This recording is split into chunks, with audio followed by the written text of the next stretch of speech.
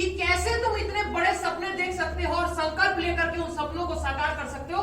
अंबेडकर से यही सीखना है और यही सीखने के लिए आज जरूरत हो जाता है अंबेडकर जयंती पे यहाँ एक साथ एकत्रित लुटाकर जान, खुद इंसानियत की जान हो जाना, समर्पित युवा वतन की एक दिन पहचान हो जाना और किसी मजहब से ऊपर उठ जियो तो जिंदगी ऐसे तुम्हारे नाम का मतलब हो हिंदुस्तान।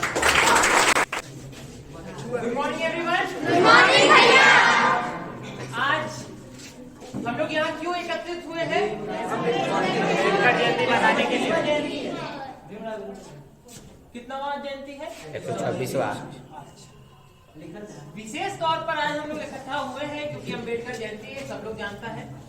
फिर तुम लोगों के दिमाग में एक सवाल आ रहा होगा कि आज तो राष्ट्रीय अवकाश घोषित है भारत सरकार के द्वारा, तो फिर यहाँ आने की क्या जरूरत है? तो जब भारत सरकार खुद ही कह रही है कि हमें जयंती मनाना है, तो अवकाश में रह करके जयंती कैसे मनाते तुम?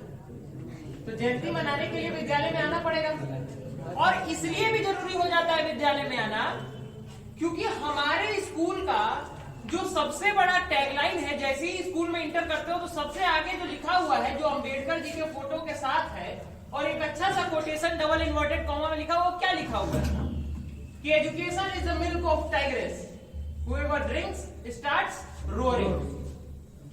शिक्षा शेरनी का दूध है, जो एक बार पी लेगा दहाड़ना शुरू कर देगा। अब ये बात क्यों इतना प्रासंगिक हो जाता है और क्या जरूरत था कि एक स्कूल जैसे इंस्टीट्यूशन में अंबेडकर जैसे व्यक्ति का ये वाला कोटेशन डाल दिया जाए? जरूरी इसलिए था क्योंकि जैसा कि तुम बताए कि आज 125वां जयंती है, 32वां जयंती है, तो आज के समय में 2023 में ये बात कहीं से प्रासंगिक नहीं रह जाता है कि उनका जन्म कब हुआ था। प्रासंगिक ये भी नहीं रह जाता है कि उनका मृत्यु कब हुआ था। मेन जो पॉइंट ऑफ डिस्कशन होना चाहिए वो ये होना चाहिए कि आखिर क्या जरूरत है कि आजादी के 75 और 76 साल बाद भी आज हमें उन व्यक्ति को पूजना जरूरी है जो व्यक्ति आजादी के काल के थे। तो यहाँ पे 3-4 बातें जानना जरूरी है। अंबेडकर उन सारे लोगों के लिए एक इंस्पिरेशन की तरह है जो अपने जिंदगी में अपने लक्ष्यों को असंभव समझ रहे हैं, लेकिन अपनी मेहनत और अपने काबिलियत के दम पर वो असंभव को मजाक बना देते हैं। और ऐसा कैसे हुआ? थोड़े देर के लिए सोचो कि तुम अपने क्लास में बैठे हो, कोई आए तुम्हारे क्लास से तुम्हारा बैग उठा करके बाहर फेंक दे, तो आज की तारीख में क्या होगा? कल के दिन तुम अपने पेरेंट्स के साथ 10-15 लोगों को नीचे लेके चले आओगे, मारधाड़ हो जाएगा। लेकिन उनके समय में क्या हुआ भाई? उनको क्लास से भी बाहर निकाल दिया गया, पानी भी पीने नहीं दिया गया। अब सोचो कि जो बच्चा 3rd और 4th क्लास में पढ़ता हो उसके मेंटल स्थिति पे क्या गुजर रहा होगा। और वहां पर यह सोचना भी कि किसी दिन एक ऐसा भी दिन आएगा कि इस देश का संविधान यानी इस देश में कैसा नियम कानून होगा, ये वो बच्चा डिसाइड करेगा जिसको क्लास से बाहर निकाल दिया गया था। ये इच्छा शक्ति रखना, यही तो शिक्षा का सबसे बड़ा लक्ष्य है कि कैसे तुम इतने बड़े सपने देख सकते हो और संकल्प लेकर के उन सपनों को साकार कर सकते हो। अंबेडकर से यही सीखना है और यही सीखने के लिए आज जरूरत हो जाता है अंबेडकर जयंती पे यहाँ एक साथ एकत्रित।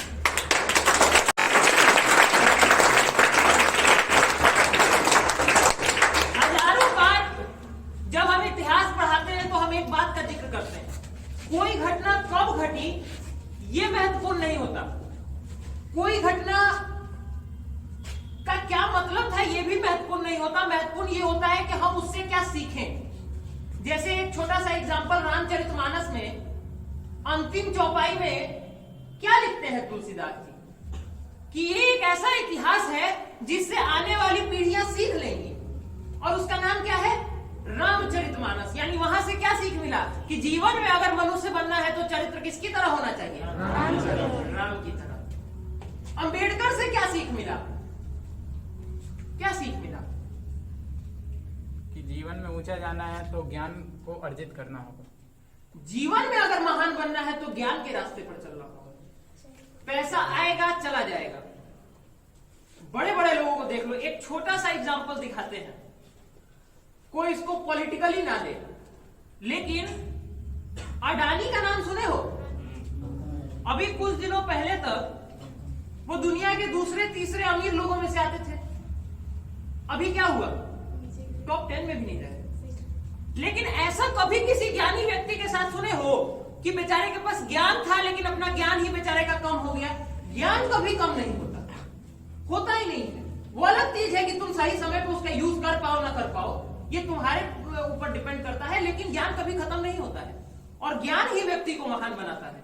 एक संस्कृत का श्लोक है, अभी मेरे दिमाग में वो है नहीं, लेकिन उसका मतलब ये होता है कि जो राजा है वो केवल अपने राज्य क्षेत्र में ही पूजनीय होता है, लेकिन ज्ञानी व्यक्ति सर्वत्र पूजते होता है, यानी उसकी पूजा सारे संसार में की जाती है। एक छोटा सा एग्जांपल क्लास 6 की हिस्ट्री के बुक में मिलता है।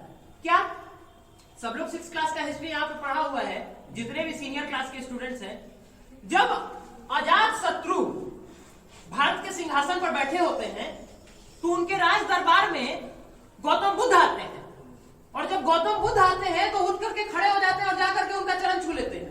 क्यों छूते हैं भाई? गौतम बुद्ध तो कहीं के राजा नहीं थे, क्यों छूते हैं? उस परंपरा के कारण जिसमें गुरु को ज्ञान की वजह से भगवान से भी ऊपर माना गया।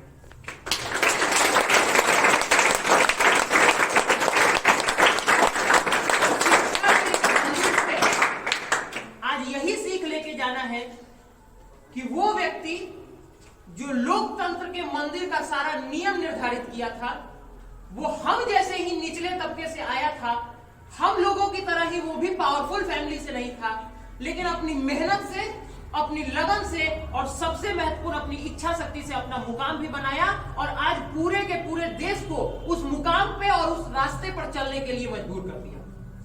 इसी उम्मीद के साथ कि हम सब उनके जीवन मूल्यों से सीख लेंगे और इसी आशा के साथ कि फिर से इस देश में अंबेडकर जैसे लोग पैदा होंगे। क्यों?